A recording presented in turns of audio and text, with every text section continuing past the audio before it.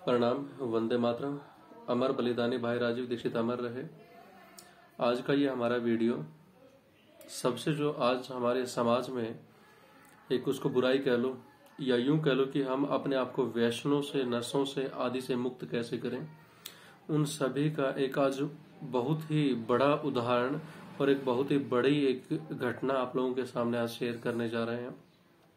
मानव सेवा संस्थान ट्रस्ट बधवाना चरखी दादरी हरियाणा की तरफ से, जो कि हम आज एक जो आम जीवन में एक धारणा बनी हुई है कि हम काम से मुक्त नहीं हो सकते, क्रोध से मुक्त नहीं हो सकते, ईर्ष्या द्वेष से मुक्त नहीं हो सकते अपने जीवन को, क्योंकि कहीं ना कहीं सब रोगों का यदि मूल कारण यदि हम मान के चले तो तनाव और ये काम वासना आदि ये सब कुछ मिला के है, जो कि इंसान के दिमाग में इतनी गंदगियां, इतनी नेगेटिविटी, इतनी नकारात्मक ऊर्जा पैदा हो जाती है कि अपने आप को बचाना असंभव सा लगता है लोगों को।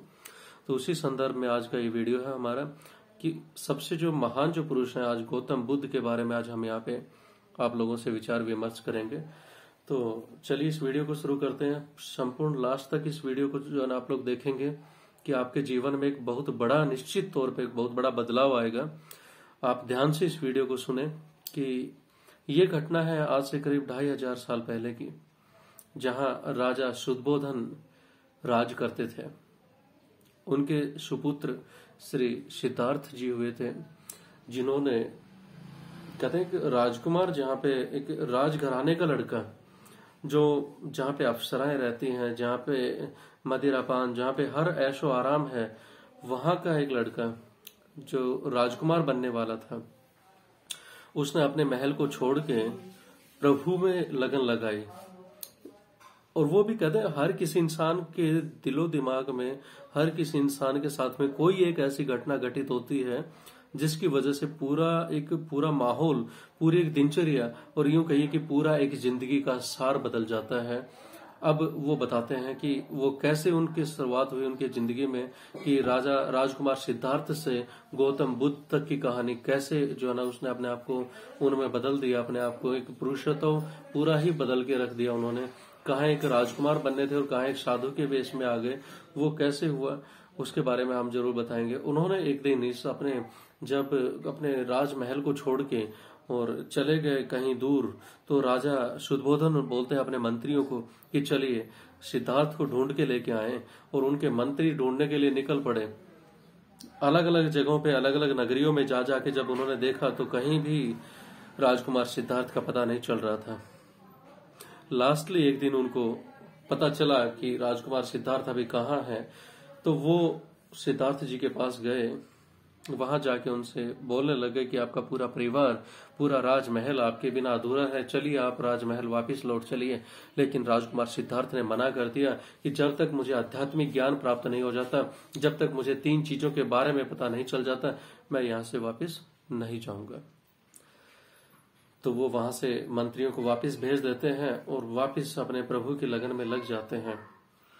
और जैसे ही उन्होंने ईश्वर अल्लाह प्रभु को पाने के, परमपिता परमात्मा को पाने के लिए कड़ी मेहनत की, अपने आप को साधा, अपने आप के लिए तपस्या की, तब वो जब वापस आते हैं, जब उनको 3 बातों का ज्ञान हो जाता है, तब वो वापस जब निकलते हैं अपने राजमहल की तरफ, क्योंकि उन्होंने वचन दिया था कि जैसे ही मुझे इन चीजों के बारे में आभास हो जाएगा, मुझे पता चल जाएगा, तब मैं वापस आऊंगा।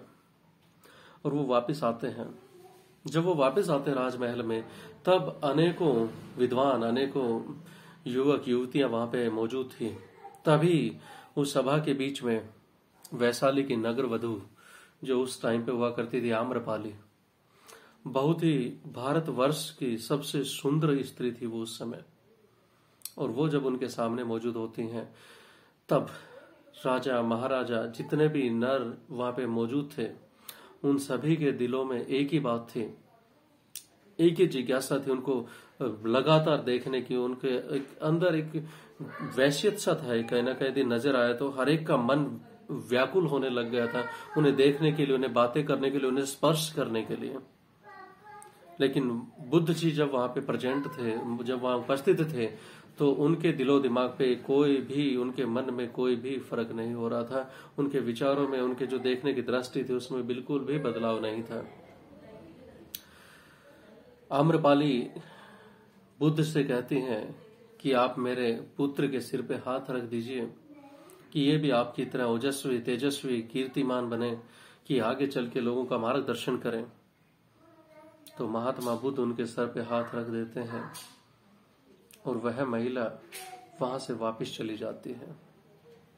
महिला के वापस जाने के बाद उनके मंत्री ने उनसे पूछा, बुद्ध से, कि महात्मा जी, यहाँ पे जितने भी लोग उपस्थित थे सभी के दिल में एक ही ख्याल था, कहीं ना कहीं कुछ क्षण भर के लिए सभी के मन बदल गए थे उस सुंदर स्त्री को देख के, लेकिन आपके मन में जरा भी कोई बदलाव हमने नहीं देखने को मिला। तो इसके पीछे क्या कारण है, मुझे बताइए। इतनी सुंदर स्त्री को देख के भी आपके मन में क्षणिक भर के लिए भी मन में बदलाव नहीं आया, तो उसका वृतांत आप हमें बताएं कि ऐसा कैसे हुआ। तो महात्मा जी बड़े सरल स्वभाव से उन्हें एक उत्तर देते हैं और वो कहते हैं कि जिसको आप सुंदरता समझते हो वो क्षणिक सुंदरता है, मिट जानी है वह सुंदरता। तो मैं उसको सुंदरता नहीं समझता। और जिसको आप कुरूप समझते हो, जिसको आप कुरूप समझते हैं, जिसको आप बुरा समझते हो कि दिखने में बुरा है, वो इंसान कभी भी हो सकता है अंदर से कितना अच्छा है इसके बारे में आप लोग नहीं जानते हैं। जिसको मैं फील कर सकता हूं, मैं किसी में भी सुंदरता नहीं देख सकता, मैं किसी में भी बुरा नहीं देखता, तो इसलिए मैंने अपने आप को साधा हुआ है। और इसलिए मुझे उस नारी के अंदर बिल्कुल भी वो चीज नहीं दिखी, बिल्कुल भी वो सुंदरता नहीं दिखी जो मैं फील करता हूं, जो नश्वर है, जो कभी खत्म नहीं होती है। उस सुंदरता को आप भी फील करना शुरू करें। परमपिता परमात्मा से यदि आपकी लगन लग गई, यदि आपने अपने आप को पहचान लिया, तो निश्चित तौर पे आप भी किसी भी अच्छी स्त्री को, किसी भी सुंदर स्त्री को देख के कभी विचलित नहीं होंगे। तो ये सब सुन के उनको समझ में आया कि सुंदरता एक ना एक दिन ढल जाती है। तो हमें कभी भी ऐसे मोहित नहीं होना चाहिए किसी के प्रति।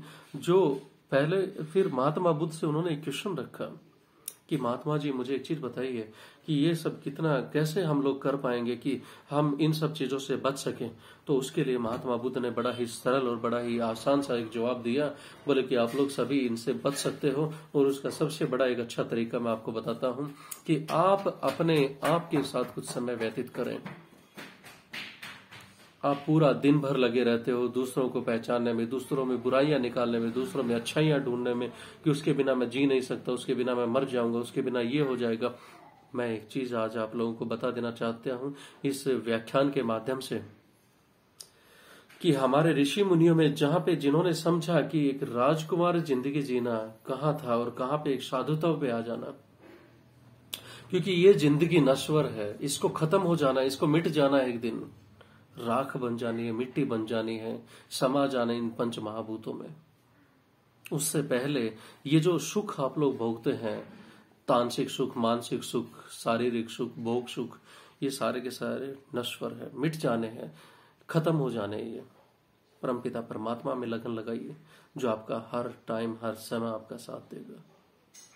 अपने आप को पहचानने की कोशिश करें कि मैं क्या हूं, मेरा जन्म किस लिए हुआ था। आप अपने आप के साथ समय बिताएं, जिसको आप मेडिटेशन कह सकते हो, जिसको आप ध्यान साधना कह सकते हो।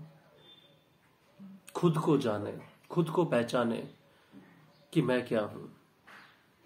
पैसा, धन, संपत्ति, जिसके लिए आप दिन रात लड़ते झगड़ते हैं, जिसके लिए दिन रात कलेश होते हैं, जिसके लिए दिन रात उपद्रव चलते हैं, जिससे लेके इंसान एक अच्छी जिंदगी से लेके एक बुरे से बुरा इंसान यदि बदलता है, तो इस धन दौलत, इस नशे, व्यसन के चक्कर में बदलता है अपने आप को। इनसे सभी से बचने के लिए यदि आप अपने आप को साधुता में ले आएंगे, यदि आप अपने आप को उस रूप में ले आएंगे कि किसी के औरों का कोई नुकसान हमारे जो ना हमारे द्वारा नहीं होना चाहिए, परमपिता परमात्मा से यदि लगातार आप ये अपील करेंगे, तो निश्चित तौर पे आप अपने परिवार को, निश्चित तौर पे आप अपना पेट को, और निश्चित तौर पे आप अपने उन काल्पनिक सुखों को नहीं, आप उन आध्यात्मिक सुखों को भोगे, जिससे आप अपने हर जन्म को सुधार सकते हैं। या यूं कहिए कि मोक्ष की प्राप्ति आप लोगों को हो सकती है। तो आप उधर बढ़ने की कोशिश करें, ना कि इस बेकार की, इस मिटने के शरीर की तरफ आप आगे बढ़े, क्योंकि ये तो खत्म हो जाना है, एक दिन खत्म हो ही जाएगा। 3 बातें अब जो मैं करने जा रहा हूं, जो बुद्ध जी ने अपने जीवन में डाली थी, वो 3 बातें कौन कौन सी हैं जिससे कि उनका उस राजकुमारताओं की तरफ से ध्यान हटके इस मोह माया, इस व्यसन की तरफ से को भोगने, भोग विलासा की तरफ से ध्यान हटके और वो साधुता में आज महात्मा का एक उन्होंने जो दर्जा हासिल किया, वो मैं आप लोगों के साथ शेयर करना चाहता हूं। उन्होंने इस दृष्टि में जब देखा कि दरिद्र इंसान पैदा हुए हैं जो भीख मांग के अपना गुजारा निर्वाह करते हैं, फिर धीरे धीरे करके इस शरीर बचपन से जवान हुआ और जवान से वृद्ध होते हुए चला गया। इसको उन्होंने बड़ी बारीकी से देखा और लास्ट एक जो होता है मृत शरीर को देख के उन्होंने ये सोचा कि एक ना एक दिन मैं भी खत्म हो जाऊंगा, एक ना एक दिन मैं भी बूढ़ा हो जाऊंगा। तो इससे पहले इन 3 चीजों का रहस्य, इस ब्रह्मांड के जो सबसे बड़े जो रहस्य हम इनको सुलझाता हूं मैं कि ये है क्या आखिर। तो उनको उन्होंने सुलझाया और फिर अपने आप को एक राजकुमार से उस सब सुखों की तरफ से हटा के अपने आप को उस ब्रह्मानंद की तरफ ले गए, जो सुख हमेशा कहते हैं मोक्ष की तरफ जो लेके जाएगा। तो यही एक सार है।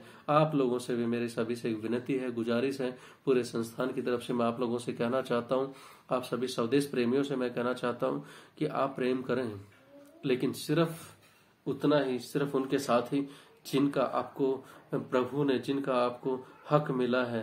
कहते हैं भोग विलासा चाहे 1 से करें चाहे लाखों से करें, कभी भी तृप्ति नहीं मिलेगी। तृप्ति यदि मिलेगी तो सिर्फ इस आत्मा के सुख से, सिर्फ इस हृदय के सुख से, मन के सुख से कभी तृप्ति नहीं मिलती है। एक स्त्री को देखा, एक सुंदर इंसान को देखा, आप सिर्फ उसी से नहीं आपका जो है ना आपका मन भर जाएगा। दूसरी तरफ यदि आपका ध्यान जाएगा तो फिर ये विचलित हो जाएगा, फिर तीसरी तरफ ध्यान जाएगा तो ये फिर अगेन दोबारा से विचलित हो जाएगा। ये इसके ऊपर कभी कोई कंट्रोल नहीं है, कभी कोई नियंत्रण नहीं है। जब तक आप अपने आत्मा से, जब तक आप अपने दिल से नहीं आप ये कह लेंगे कि मुझे यदि बढ़ना है तो उस परमपिता परमात्मा की तरफ आगे बढ़ना है कि जीव जगत के कल्याण के लिए जो मैं कर जाऊं वो मेरे लिए सही होगा। जो मैं जो जिंदगी जी के जाऊं उससे कोई यदि प्रेरणा लेगा तो उसका जीवन भी सुखमय हो जाएगा। इस हिसाब से आप अपनी जिंदगी जिए। निश्चित तौर पे मैं कह सकता हूं आतंकवाद, हर टेररिज्म, हर कोई जो लड़ाइयां झगड़े जितने भी होते हैं उनसे आप लोगों को मुक्ति मिल जाएगी, क्योंकि खाने के लिए सिर्फ 2 रोटियां चाहिए और यदि नहीं भी खाएंगे तो भी मरेंगे नहीं, ये निश्चित है।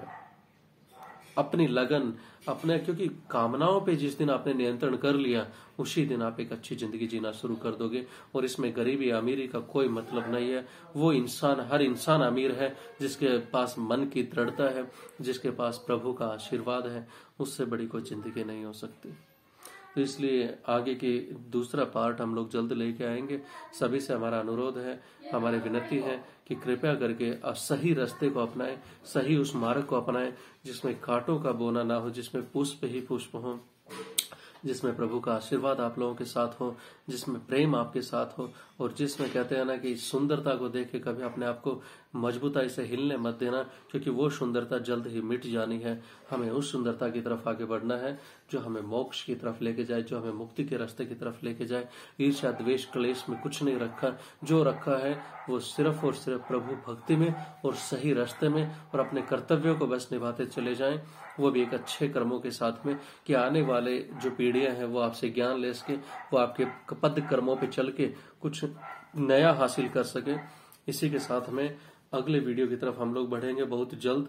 आप लोग हमसे जुड़ने के लिए, आगे बढ़ने के लिए, देश समाज को सही रास्ते पे लेके आने के लिए, समाज प्रकृति को बचाने के लिए, रोग मुक्त भारत अभियान से जुड़ने के लिए मानव सेवा संस्थान ट्रस्ट बधवाना चरखी दादरी हरियाणा से आप जुड़ सकते हो।